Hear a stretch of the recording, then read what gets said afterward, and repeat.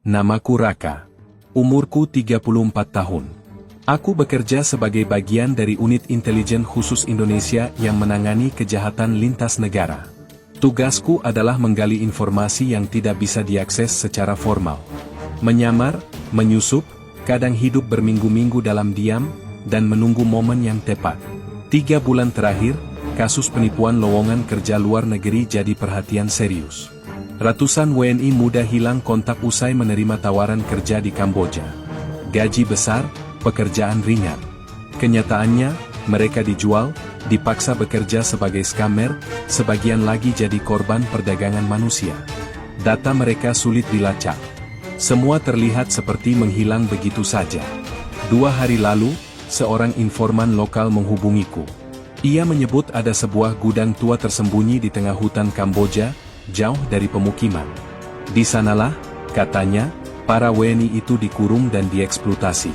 Atas perintah langsung dari pusat, aku diterjunkan ke lapangan. Tanpa pasukan. Tanpa penanda identitas negara. Hanya satu perintah, cari, pantau, dan laporkan. Tapi sejak hari pertama aku tiba di tepian hutan itu, semua berubah. Sesuatu yang lebih besar sedang terjadi di balik dinding tua gedung itu. Aku menurunkan resleting tas pelan-pelan dan memeriksa ulang semua isinya. Kamera kecil, alat perekam suara, peta satelit yang dicetak 2 hari lalu, dan beberapa perlengkapan bertahan hidup. Tidak ada yang boleh tertinggal. Sekali aku masuk ke wilayah target, akan sulit untuk kembali. Kota Stung Treng, Kamboja, menjadi titik masuk yang disarankan oleh pusat. Bukan kota besar, tidak terlalu ramai, dan cukup dekat dengan area yang dilaporkan oleh informan sebagai lokasi gedung misterius itu.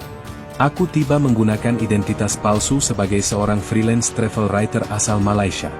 Paspor sudah disesuaikan, logat bahasa sedikit kuubah. Begitu turun dari bus kecil yang berdebu, aku langsung disambut suhu panas yang menusuk kepala. Aku menyewa penginapan sederhana di belakang pasar. 1 kamar kecil dengan kipas angin yang berdecit dan jendela kaca buram. Aku membaur pelan-pelan, mulai dari membeli makan siang di warung lokal, menyapa anak-anak yang bermain bola di pinggir jalan, hingga sesekali duduk di kedai kopi milik warga sambil mendengarkan obrolan mereka. Aku tak banyak bicara. Cukup mengangguk dan melempar senyum. 2 hari pertama aku habiskan untuk memetakan jalur menuju lokasi. Dari informasi informan yang kukenal lewat jaringan regional, lokasi gedung tua itu berada sekitar 7 km ke arah barat daya dari titik desa terakhir. Tidak ada kendaraan umum ke sana, bahkan jalan besar pun tidak tersedia. Jalur masuk hanya bisa diakses lewat jalan setapak bekas pembalakan liar. Hutan rapat. Sedikit sinyal. Risiko tersesat besar. Tapi itulah cara mereka beroperasi, jauh dari sorotan. Hari ketiga, aku menyewa sepeda motor tua milik warga. Aku katakan padanya bahwa aku ingin menulis tentang kehidupan desa di pedalaman. Ia tak curiga. Sempat menawarkan tempat peristirahatan di rumah pamannya di desa terakhir sebelum hutan. Tawaran itu justru membantuku. Semakin dekat aku dengan titik masuk, semakin besar kemungkinan pengamatan ini membuahkan hasil. Malam itu aku tidur di lantai rumah kayu, dengan lampu minyak yang menggantung di langit-langit. Di luar, suara serangga dan gemerisik dedaunan bersahutan. Tak banyak yang bisa kulakukan selain memandangi langit gelap dari balik lubang ventilasi. Perasaan waspada mulai mengendap dalam tubuhku. Bukan takut. Tapi seperti seseorang yang tahu bahwa 1 langkah ke depan, tidak ada lagi ruang untuk mundur. Besok aku akan masuk ke hutan. Pagi-pagi sekali aku bangun. Udara di desa ini menusuk kulit, meskipun matahari belum terbit sepenuhnya. Setelah berpamitan dengan pemilik rumah, aku memacu motor menyusuri jalur tanah berdebu. Sesuai informasi, aku harus meninggalkan motor di pinggir sungai kecil yang menjadi batas kendaraan bisa melintas. Dari sana, aku melanjutkan perjalanan dengan berjalan kaki. Langkah pertama terasa biasa saja. Tapi makin dalam aku masuk ke area hutan, udara berubah. Pepohonan tinggi menghalangi cahaya matahari, membuat sekitarku redup meski hari sudah siang. Aku memeriksa peta. Koordinat dari informan menuntunku ke 1 titik di peta yang ditandai dengan tinta merah. Tak ada bangunan yang terlihat dari atas, tapi kontur tanah menunjukkan adanya cekungan besar. Mungkin itulah tempatnya. Perjalanan menanjak turun berkali-kali. Tanah licin. Beberapa kali aku harus memotong akar dan ranting yang menghalangi. Sekali waktu aku berhenti di balik pohon besar, mendengarkan sekitar. Hutan ini tidak benar-benar sepi, tapi juga tidak terasa hidup. Seperti ada sesuatu yang tersembunyi. Menjelang siang, aku mencapai bukit kecil yang menghadap ke arah barat daya. Dari balik semak yang agak terbuka, aku mulai melihat struktur, seperti atap seng karatan dan dinding beton yang tertutup dedaunan liar. Aku mengatur napas, lalu berjongkok. Kuturunkan tas, membuka kamera jarak jauh, dan mulai mengamati. Aku tidak ingin mendekat terlalu cepat. Ini bukan waktu untuk nekat. Tidak ada gerakan. Tidak ada suara kendaraan. Tapi pagar besi yang melingkari area itu terlihat masih kokoh. Entah sudah berapa lama bangunan itu berdiri di tengah hutan ini, tapi tidak terlihat seperti bangunan kosong. Kupasang kamera kecil di balik dahan, mengatur sudut dan pencahayaan. Kamera itu akan merekam selama 24 jam. Aku harus kembali esok hari untuk mengambil datanya. Untuk malam ini, aku harus mencari tempat aman untuk berteduh. Di hutan, bergerak tanpa tahu medan bisa lebih berbahaya dari senjata. Saat matahari mulai turun ke balik pepohonan, aku bergerak menjauh sejauh 1 kilometer dari titik pengamatan. Kutemukan celah di antara dua pohon besar dengan permukaan tanah cukup rata. Kupasang jaring kamuflase, cukup rendah agar tidak terlihat dari jauh. Malam akan segera turun, dan dengan itu, segala risiko akan naik berkali-kali lipat. Aku duduk bersandar pada batang pohon, mendengarkan suara malam yang mulai tumbuh. Aku belum tahu apa yang akan kutemukan di balik dinding tua itu. Tapi aku tahu, ini baru permulaan. Pagi hari di hutan bukanlah pagi yang tenang. Suara burung saling sahut dari arah yang tak tentu, dan suara ranting patah bisa datang tiba-tiba dari balik semak. Aku tak tidur nyenyak semalam, terlalu banyak suara kecil yang membuat tubuhku selalu dalam posisi siaga. Tapi tidak ada pilihan lain. Saat matahari mulai naik dan cahaya cukup untuk melihat jalur setapak, aku kembali ke titik pengamatan. Kamera kecilku masih di tempatnya, tersembunyi rapi di balik dahan. Aku ambil perlahan, memastikan memorinya utuh. Tidak ada bekas sentuhan manusia. Aku memutar ulang hasil rekaman di layar kecil. Beberapa detik pertama hanya menampilkan bangunan kosong. Tapi saat waktu bergulir ke tengah malam, muncul sesuatu. Satu mobil tanpa plat nomor masuk perlahan. Gelap, jenis van tertutup. Dua pria keluar, membawa sesuatu seperti koper besar. Kamera tidak bisa merekam dengan jelas detail wajah mereka, tapi gerakan tubuh mereka mencurigakan. Tak lama kemudian, sebuah pintu besi di sisi kanan bangunan dibuka dari dalam. Terlalu gelap untuk melihat siapa yang membukanya. Tapi yang pasti, bangunan itu tidak kosong. Aku menekan tombol jeda. Ada seseorang di dalam. Kupelototi layar kecil itu lebih lama, berharap menemukan lebih banyak petunjuk. Tapi tidak banyak yang terekam setelah itu.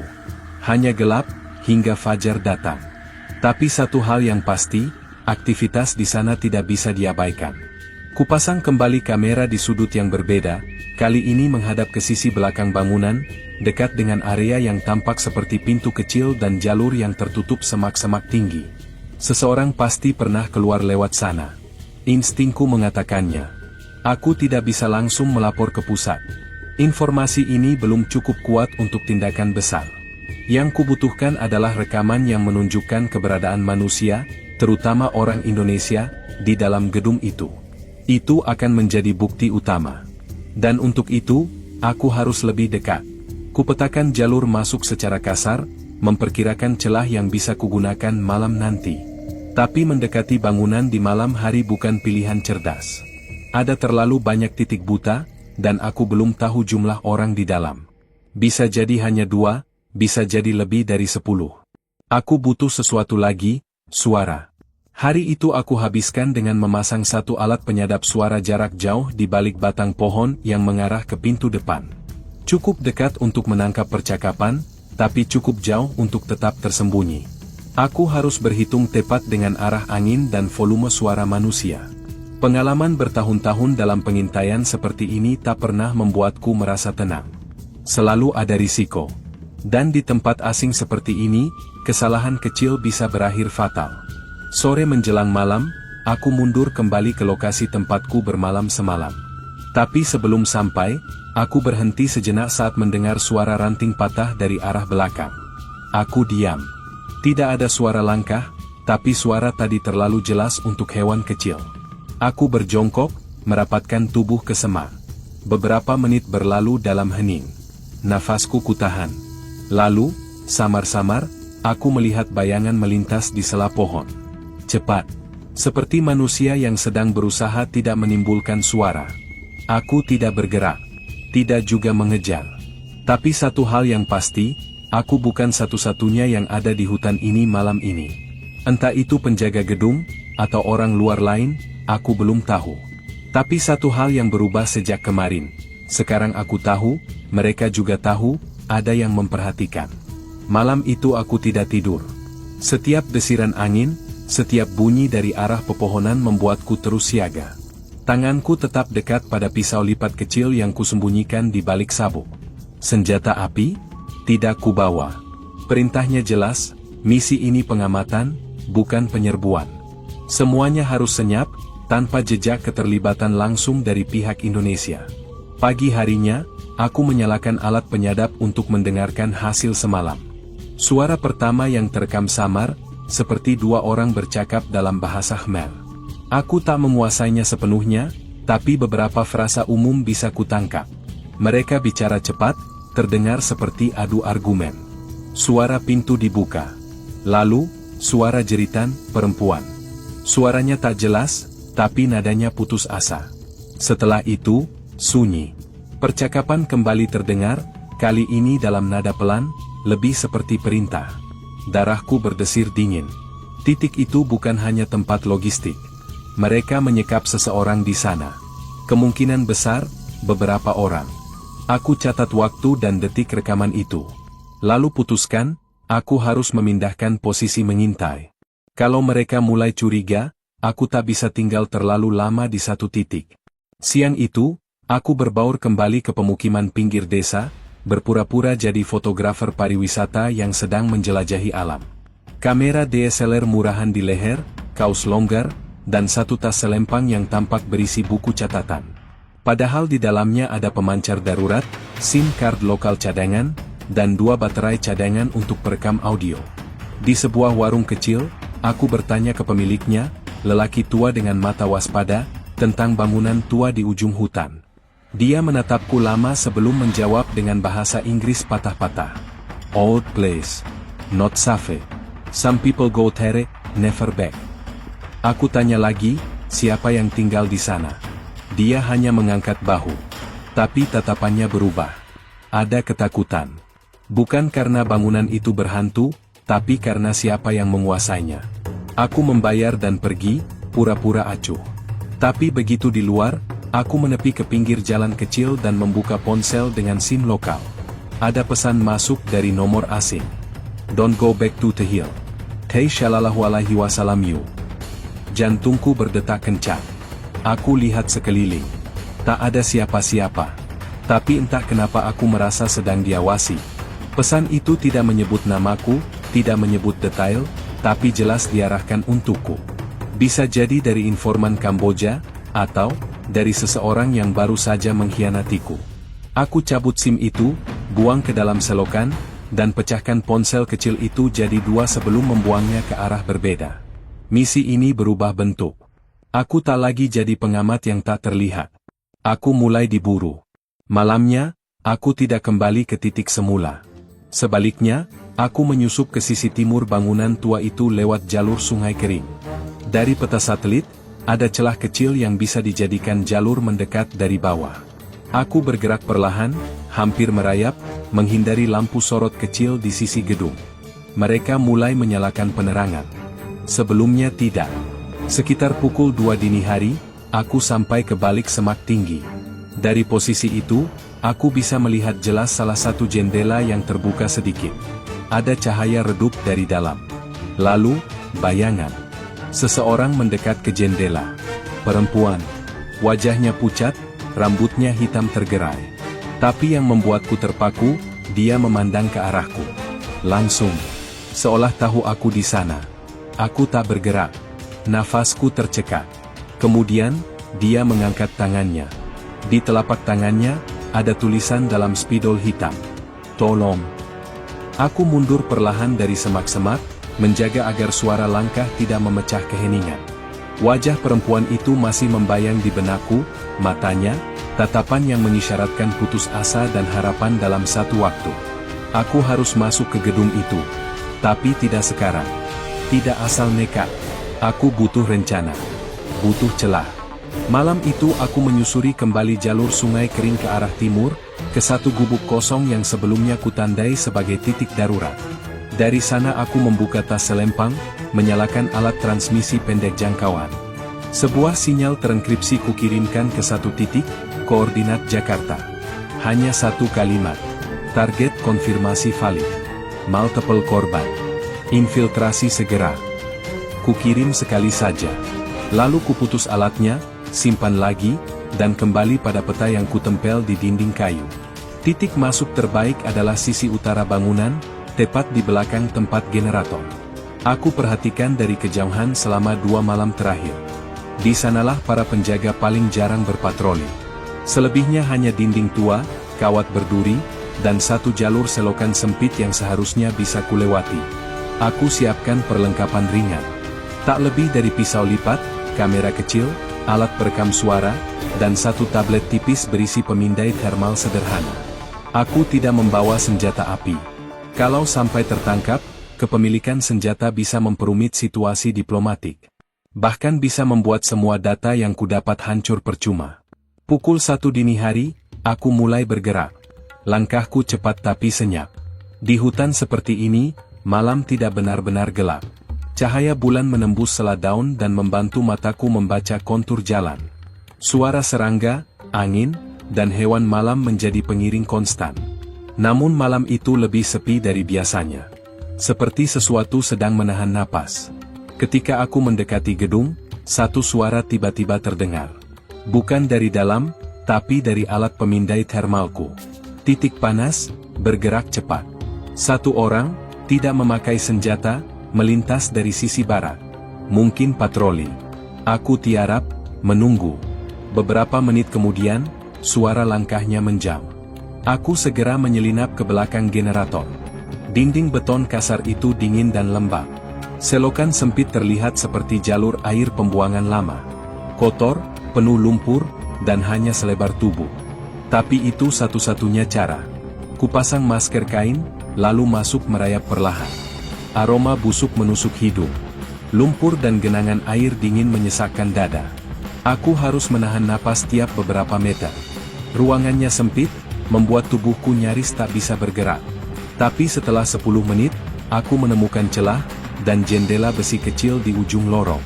Dari balik jeruji, terdengar suara. Bukan satu, tapi beberapa orang.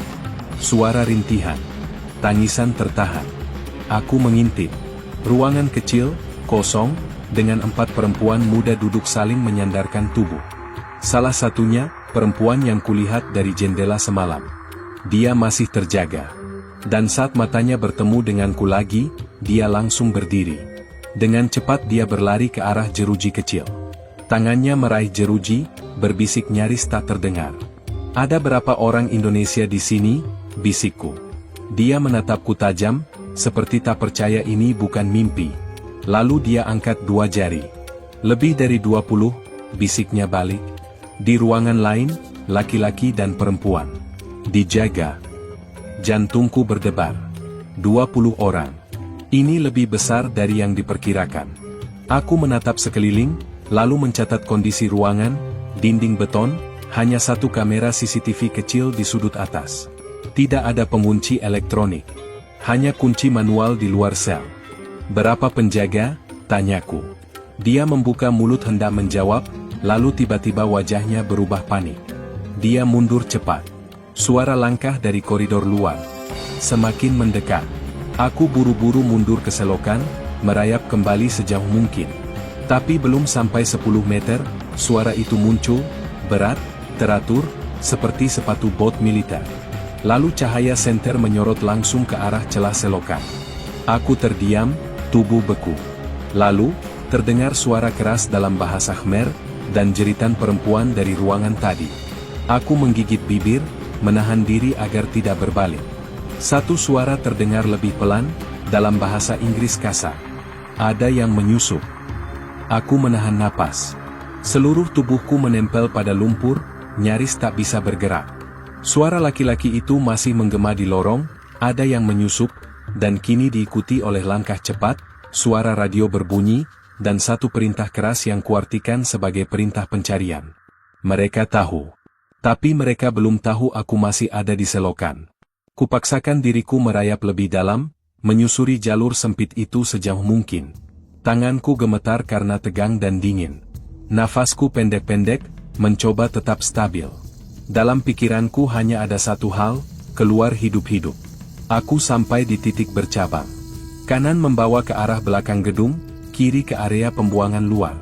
Kukira kanan akan lebih aman, lebih dekat ke rencana awal. Tapi baru saja aku berbelok, terdengar suara logam dipukul-pukul keras di atas. Pintu besi dibuka. Cahaya senter mulai masuk ke lubang ventilasi. Aku tak punya waktu berpikir. Kuselipkan tubuh ke jalur kiri, dorong keras ke arah lubang sempit menuju area luar. 3 menit kemudian aku berhasil keluar dari selokan. Nafasku terengah, seluruh tubuh bau busuk dan berlumpur, tapi aku tidak berhenti. Aku merayap menyusuri rumput tinggi, berusaha keluar dari zona pencarian. 5 menit. 10 menit. Lalu terdengar suara tembakan. 2 kali. Dari arah gudang. Aku langsung tiarap. Tidak mungkin mereka menembak tanpa sebab. Bisa jadi mereka menemukan alat pemindai thermal yang tadi kusimpan di dekat dinding. Atau seseorang menyadari percakapan antara aku dan perempuan tadi. Apapun itu, penyamaranku sudah gagal. Aku menjauh ke arah timur, kembali ke gubuk darurat. Tapi sepanjang perjalanan, kepalaku penuh bayangan para korban. 20 lebih warga Indonesia. Dijadikan tahanan. Dipaksa bekerja. Mungkin lebih dari itu. Aku tak bisa biarkan mereka begitu saja. Sampai di gubuk, aku menghubungi kembali pusat komando. Sinyalku lemah, tapi cukup untuk mengirimkan satu paket data, video, lokasi, peta pengawasan, dan suara percakapan yang terekam semalam. Semua bukti.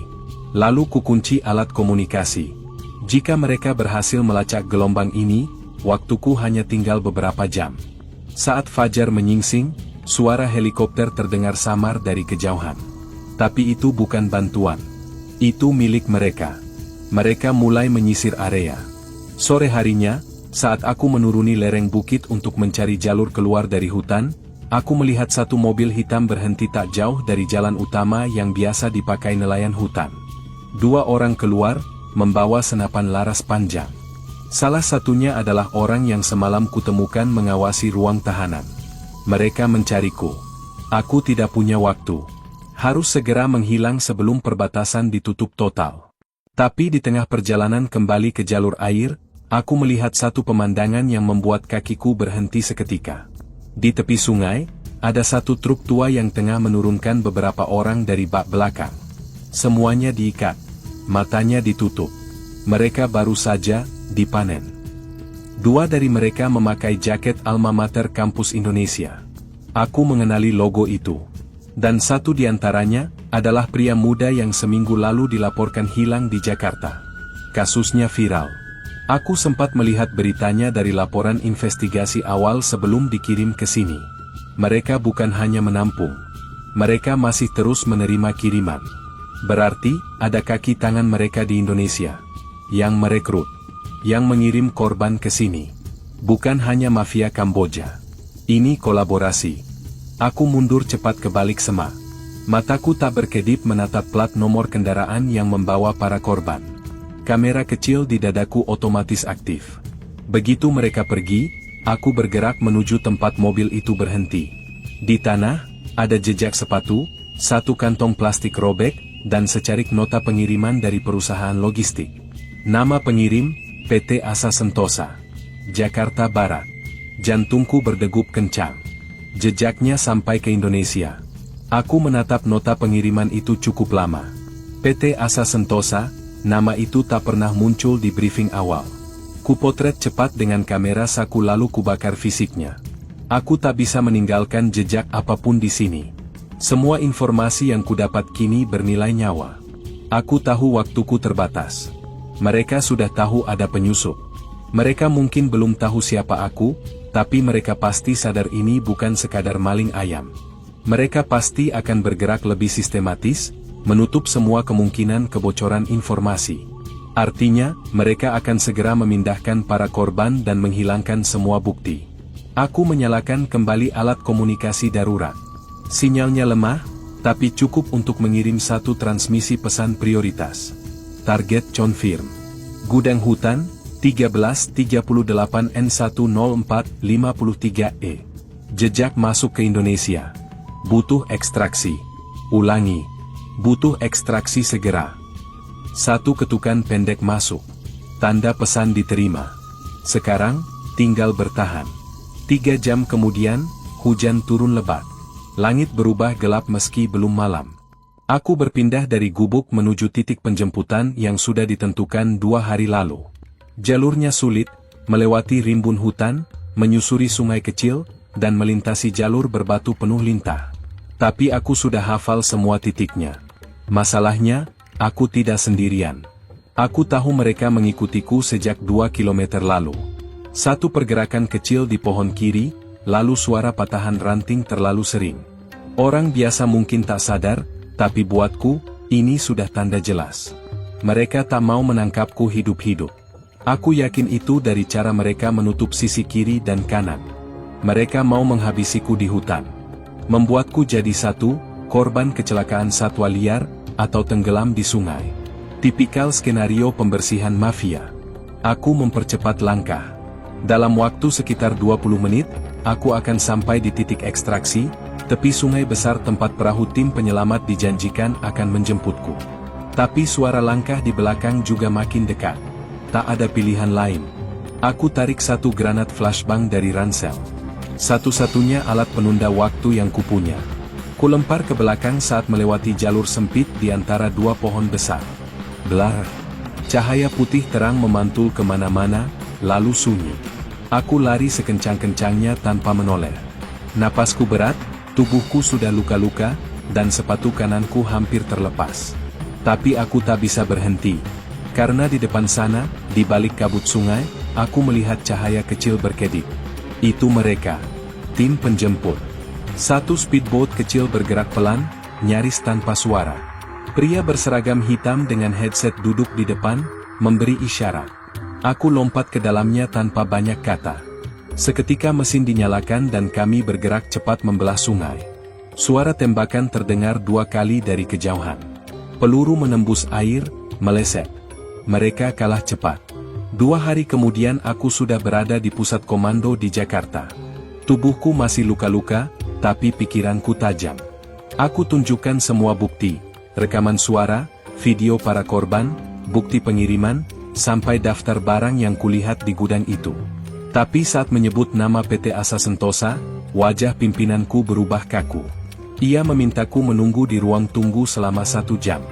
Lalu datang satu perwira tinggi. Dia tidak memperkenalkan diri. Hanya berkata, laporanmu akan ditindaklanjuti. Tapi untuk sekarang, kau harus diam. Aku menatapnya, tidak menjawab. Jangan kau kira semua yang kau temukan akan jadi konsumsi publik. Dunia tidak sesederhana hitam dan putih. Banyak hal yang akan ditangani diam-diam. Aku mengangguk pelan. Tapi dalam hati, aku tahu ini belum selesai. Aku mencatat semuanya dalam laporan internal. Lengkap, rinci. Kubuat 2 salinan, 1 untuk arsip negara. 1 lagi kusimpan di tempat yang hanya aku tahu. Karena kupikir, suatu saat, publik harus tahu. Kasus ini bukan hanya soal mafia luar negeri. Tapi soal siapa saja yang membuka pintu untuk mereka di dalam negeri. Dan jika aku harus kembali ke lapangan untuk menyelesaikannya, aku siap.